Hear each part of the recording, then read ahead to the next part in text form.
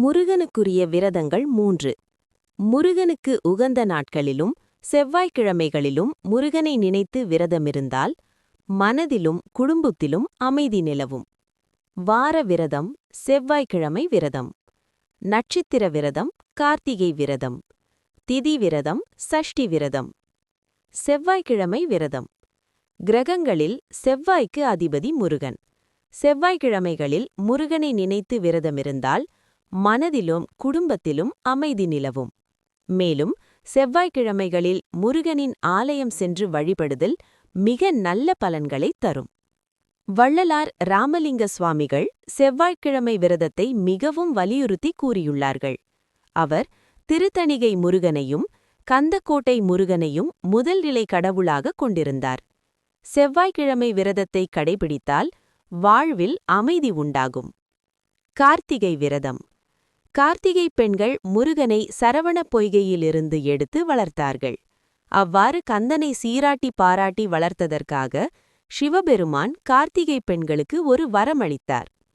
கார்த்திகை பெண்களே, நீவிர் எம் குமாரனை இனிது வளர்த்த காரணத்தால் உங்கள் நாளான கிருத்திகா நட்சத்திரத்தன்று விரதமிருந்து குமரனை வழிபடுவோர்கள் செல்வம், கல்வி, ஆயுள், உத்த பத்தினி, நன்மக்கட்பேறு முதலிய நலன்களை அடைவர் என்று அருள் புரிந்தார். கார்த்திகை மாதத்தில் வரும் பரணியன்று இரவில் உண்ணாதிருந்து கார்த்திகை அன்று அதிகாலை நீராடி முருகவேளை வழிபாடு செய்ய வேண்டும். அன்று பகலில் உறங்குதல் கூடாது. கார்த்திகை மாதம் விரதமிருந்து தீப தரிசனம் செய்தல் மிகுந்த புண்ணியமாகும். கார்த்திகை மாதத்தில் கிருத்திகை நட்சத்திரத்தை முக்கியமாக வைத்து அண்ணாமலை தீபம் வருவதால் இதற்கு கார்த்திகை தீபம் என்ற பெயரும் உண்டாயிற்று. இந்நாளில் இல்லம், கோவில், மடம், சத்திரம், மலை உச்சி, வாசற்படி, மண்டபம், மூலஸ்தானம், வியாபார ஸ்தலங்கள் ஆகியவற்றிலும் மங்களம் உண்டாக தீபங்களை ஏற்றலாம். கார்த்திகை மாத விரதத்தின் மகிமையை சிவபெருமான் கார்த்திகை பெண்களுக்கு அருளியுள்ளார்.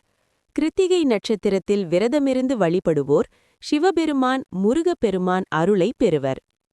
கார்த்திகை மாதம் பரணி நாளில் விரதம் தொடங்கி வழிபாடு செய்து அடுத்த நாள் கார்த்திகையில் விரதமிருந்து முறைப்படி வழிபாடு செய்ய வேண்டும்.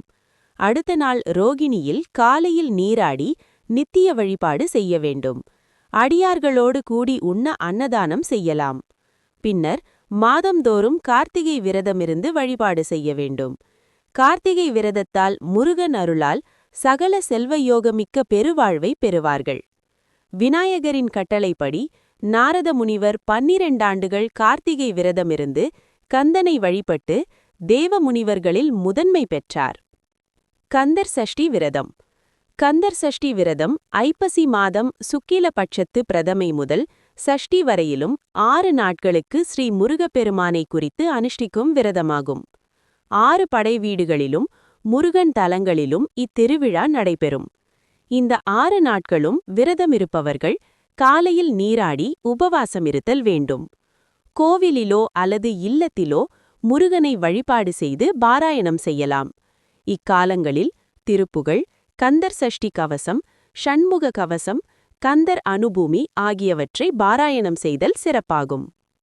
6 தினமும் உபவாசமிருந்து 6ஆம் நாள் இரவு பால் பழம் சாப்பிடலாம் என்று சொல்லப்படுகிறது.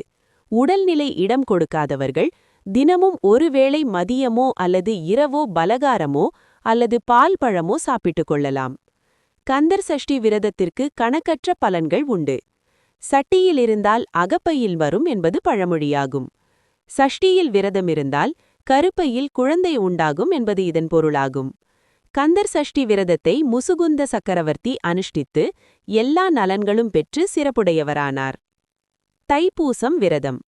தை மாதம் பூச நட்சத்திரம் தினத்தன்று விரதமிருந்து முருகனை வழிபடுபவர்கள் மிகுந்த பலன்களை பெறுவார்கள்.